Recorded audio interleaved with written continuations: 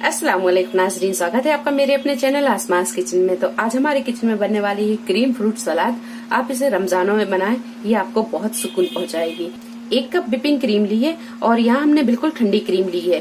3 table spoon condense milk लेंगे, मीठा आप अपने टेस्ट के हिसाब से कम ज्यादा कर सकते हैं। और हाफ कप लेंगे हम फ्रेश मलाई। क्रीम को हम यहाँ बहुत ज्यादा नहीं फेंटेंगे, इसे थोड़ा सा लिक्विड ही रहने देंगे। तो इसे हम अच्छी तरह फेंट लेते हैं। तो आप यहाँ देख सकते हैं कि क्रीम को हमने यहाँ बहुत ज्यादा नहीं फेंटा है, थोड़ा सा ऐसे लिक्विड ही रहने दिया है। अब डालेंगे इसमें कंडेंस मिल्क। ये डाल देते हैं कंडेंस मिल्क और ये मलाई भी डाल देंगे। अब इसे हम इतना फेंटेंगे कि ये दोनों चीजें अच्छी तरह क्रीम में मिक्स हो जाएं।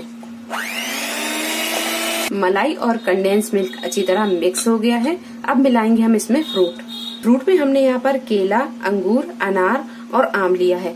आप अपने मनपसंद फ्रूट भी ले सकते हैं। तो यहाँ हम ये सारी चीजों को इसमें डाल देंगे। केला डाल देंगे, अंगूर, आम, अनार, सारी चीजों को अच्छी तरह मिक्स कर लेंगे।